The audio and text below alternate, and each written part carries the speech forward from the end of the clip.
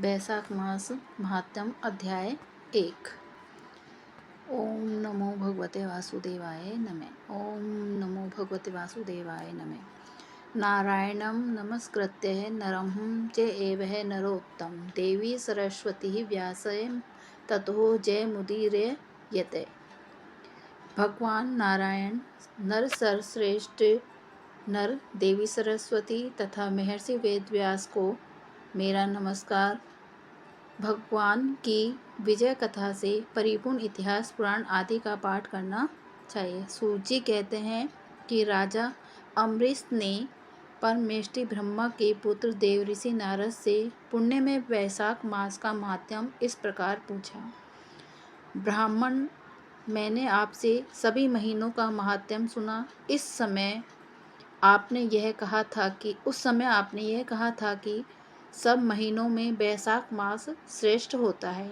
इसीलिए यह बताने की कृपा करें कि बैसाख मास क्यों भगवान विष्णु को प्रिय है और उसे समय कौन कौन से धर्म भगवान विष्णु के लिए प्रतिकारक हैं। नारद जी ने कहा, बैसाख मास को ब्रह्मा जी ने सब मासों में उत्तम सिद्ध किया है। यह माता की भांति सब जीवों को सदा अभीष्ट वस्तु प्रदान करने वाला है। धर्म, यज्ञ, क्रिया और तपस्या का सार है। संपूर्ण देवताओं द्वारा पूजित है। जैसे विद्याओं में वेद विद्या, मंत्रों में प्रणव, वृक्षों में कल्पवृक्ष, धनुओं में कामधेनु, देवताओं में विष्णु, वर्णों में ब्राह्मण, प्रिय वस्तुओं में प्राण, नदियों में गंगा जी, तेजों में सूर्य, अस्त्र समंतरों में चक्र, धातुओं में सुवर्ण, वैष्णवों में शिव तथा रत्नों में कौस्तुभ मणि है। उसी प्रकार धमक साधन भूत महीनों में बैसाख मास सबसे उत्तम है। संसार में इसके समान भगवान विष्णु को प्रसन्न करने वाला कोई दूसरा मास नहीं है। जो बैसाख मास में सूर्योदय से पहले स्नान करता है, उससे भगवान विष्णु निरंतर प्रीति करते हैं। पाप तभी तक ग्रस्त हैं जब तक जीव बैसाख मास में प्रातःकाल जल में स्नान नहीं करता। राजन, बैसाख के महीने में सब तीर्थ आदि देवता तीर्थ के अतिरिक्त बाहर के जल में भी सदैव स्थित रहते हैं। भगवान विष्णु की आज्ञा से मनुष्यों का कल्याण करने के लिए वह सूर्योदय से लेकर 6 दंड के भीतर तक वहाँ मौजूद रहते हैं। बैसाख के समान कोई मास नहीं है, सतयुग के समान कोई युग नहीं है, वेद के समान कोई शास्त्र नहीं है और गंगा जी के समान कोई तीर्थ नहीं है। जल के समान दान नहीं है, खेती के समान धन नहीं है और जीवन से बढ़कर कोई लाभ नहीं है। उपवास के समान कोई तप नहीं, दान से बढ़कर कोई सुख नहीं, दया के समान धर्म नहीं, धर्म के समान मित्र नहीं, सत्य के समान यश नहीं, आरोग्य के समान उन्नति नहीं, भगवान विष्णु से बढ़कर कोई रक्षक नहीं और बैसाख मास के समान संसार में कोई पवित्र मास नहीं है। ऐसा विद्वान पुरुषों का मत है। बैसाख श्रेष्ठ मास है और शेष साईं भगवान विष्णु को सदा प्रिय है।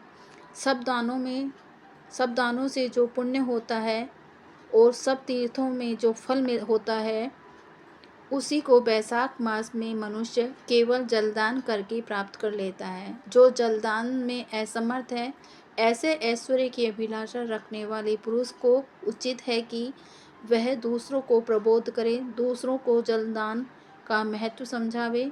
यह सब दानों से बढ़कर हितकारी है। जो मनुष्य बैसाख में सड़क पर यात्रियों के लिए प्याऊ लगाता है, वह विष्णु लोक में प्रतिष्ठित होता है। नृपश्रेष्ठ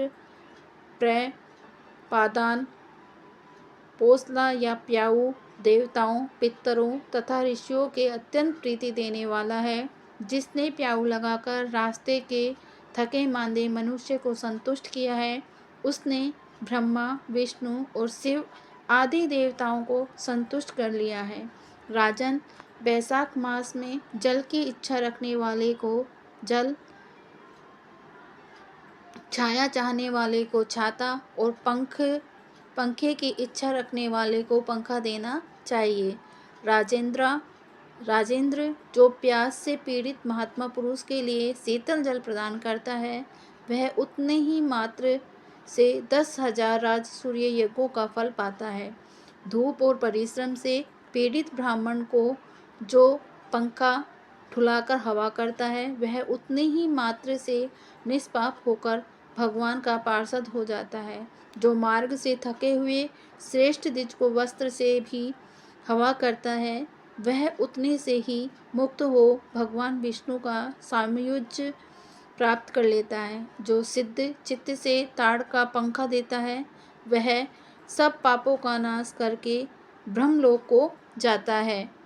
जो विष्णु प्रिय बैसाख मास में पादुका दान करता है, वह यमदूतों का तिरस्कार करके विष्णु लोक में जाता है। जो मार्ग में अनाथों को ठहरने के लिए विश्रामशाला बनवाता है, उसके पुण्य फल का वर्णन किया नहीं जा सकता है। मध्याह्न में आए हुए ब्राह्मण अतिथि को यदि कोई भोजन दे तो उसके फल का अंत नहीं है। राजन, अन्नदान मनुष्य को तत्काल तृप्त करने वाला है, इसीलिए संसार में अन्न के समान कोई दान नहीं है। जो मनुष्य मार्ग के थके हुए ब्राह्मण के लिए आश्रय देता है, उसके पुण्य फल का वर्णन नहीं किया जा सकता है। भूपाल जो अन्नदाता है, वह माता पिता आदि का भी स्मरण करा देता है, इसीलिए तीनों लोकों के निवासी अन्नदान की ही प्रशंसा करते हैं। माता और पिता केवल जन्म के हेतु पर जो अन्न देकर पालन करता है, मनीषी पुरुष इस लोक में उसी को पिता कहता है। आज हमारा पहला अध्याय पूर्ण हुआ। आपको कथा अच्छी लगी तो लाइक और सब्सक्राइब करें।